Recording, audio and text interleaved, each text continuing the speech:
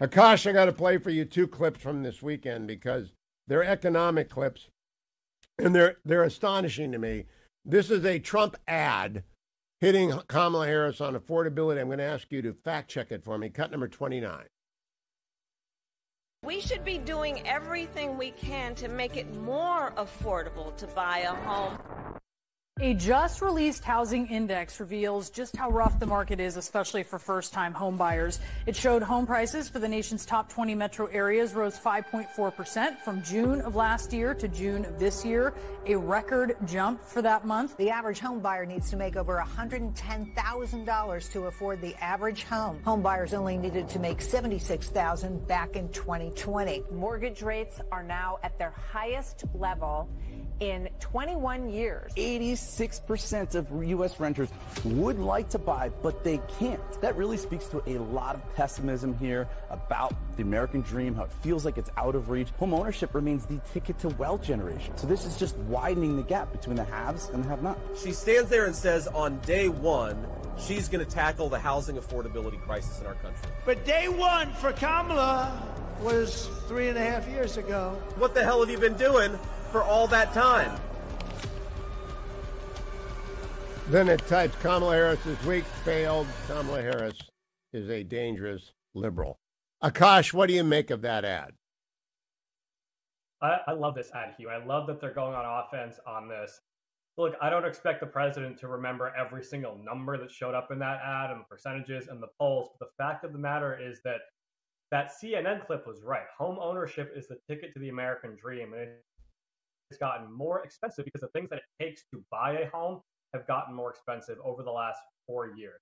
Labor costs are up. Material costs are up. Interest rates are up. All of those things are making homes more expensive, which is why the average age of a first-time home buyer right now, Hugh, is 49 years old. Holy smokes. The American dream for recent college graduates to buy a home is non-existent. Okay, Akash, the second clip I want to play for you is Bernie Sanders, who is doing the surrogate for Kamala Harris bit on Meet the Press yesterday. And Kristen Welker asked him a very simple question, cut number 33. No, I don't think she's abandoning her ideals. I think she's trying to be pragmatic and doing what she thinks is right in order to win the election. Okay, Akash, what are Kamala Harris's ideals? Born and raised in Berkeley and Montreal, educated at Howard in D.C., part of the Bay Area radical machine. What do you think? What are her values? I mean, Hugh, we know this. Like you said, she's a down-the-line San Francisco progressive. But here's the thing. She's not being pragmatic. She's hiding her values and her true beliefs. And the mainstream press is giving her a pass on it. I mean, just imagine Vice President Pence trying to do this, trying to paper over positions that he took on camera 4 years ago, trying to distance himself from the administration that he was currently a part of while he was running for president, and the media giving him a pass on it. It would absolutely never happen. We know what her values are. They're whatever the progressive wing of the Democratic Party says they are, and whatever she thinks is necessary for her to get elected. I think, again, this is something the president needs to call her out on, because the American people deserve to know how disingenuous she is. Again, I'm talking with Akash Chougule, who is the Vice President of AmericansForProsperity.org. If you go to AmericansForProsperity.org, you can get in the game. You get involved. There are 6 key swing states, Akash. Some people say 7, but I don't think North Carolina is actually going to vote for Kamala Harris. I believe Georgia, Pennsylvania, Michigan, Wisconsin, Arizona, and Nevada. And I ran down all my affiliates on there, but let's talk specifically to Pennsylvania right now, because Bob Casey is their senator. He was on CNN this weekend with Manu Raju and said this, cut number 31. Would you consider yourself a Biden-Harris Democrat? Oh, I don't put a label on it. What issues do you break from her on?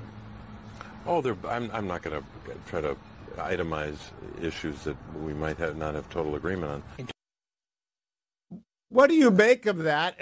And are you in Pennsylvania to point out to people that it's not just a Kamala Harris problem, it's a Bob Casey problem?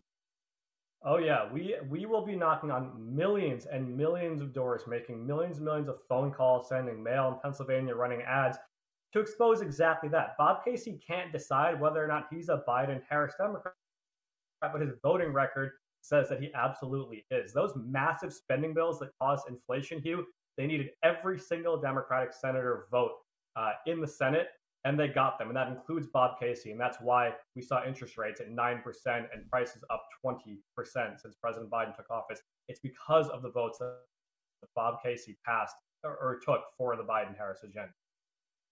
Now, Akash, I have a column in tomorrow's Fox News talking about the questions that I would ask. I have no opinion of David Muir. I've never met him. I don't know Lindsay. I have no opinion. I haven't watched ABC News since Peter Jennings died. So they have a big opportunity to actually persuade people they're as reliable as, say, Bret Baier, who I have no idea how he votes. What do you think they're going to ask? What do you want them to ask? I mean, what I expect them to ask about, Hugh, as you know, is going to be January 6th. It's going to be social issues. It's going to be things that are not near the top of the list of most important issues to the American people. What they should be asking about is the economy, is inflation, is the cost of living crisis, is the border crisis. I mean, these are real issues the American people have said are their biggest concerns, but I don't expect there to be a significant amount of debate on them because, frankly, I think the mainstream press realizes these are losers for the Biden-Harris agenda and for Democrats up and down the ballot. But ultimately, it's what the American people want to know. And so I think, as I have told you before, Hugh, it's going to be incumbent on Trump and Republicans to press this pace and ask these questions and make the points that the press won't make on the Democratic agenda. You know, Akash, I have a little bit of hope that David Muir wants to add viewers, not subtract viewers. I have a little bit of hope that it's going to be fair. But now I want to close. I'll do a market report in the next segment. The Dow was off 410 points on Friday. They had the worst week of the year. What was going on with the markets last week? What were they reacting to? I think just continued uncertainty, Hugh. I mean, again, you can't really read much into any one report here or there. And I say the same thing about jobs reports and things like that. No one report is going to give you an accurate snapshot of where things are at. But what does give you an accurate assessment of where things are at are the indicators over time. And I think the single biggest economic indicator that the government is giving us over time are interest rates. It's the cost of living. And the fact of the matter is that prices are up 20% since President Biden took office, and you're going to continue to have uncertainty in the market until there is policy certainty coming from government. That includes interest rates, taxes, regulations, and so on. I think that's something that we've got. Akash Chougule, Vice President of Americans for Prosperity. Thank you. Go to AmericansForProsperity.org, AmericansForProsperity.org. They're a great sponsor of our show, but I want you to be involved with them, not just listen to them. Get out there, get involved in this election. AmericansForProsperity.org. Come right back. I'm Hugh Hewitt.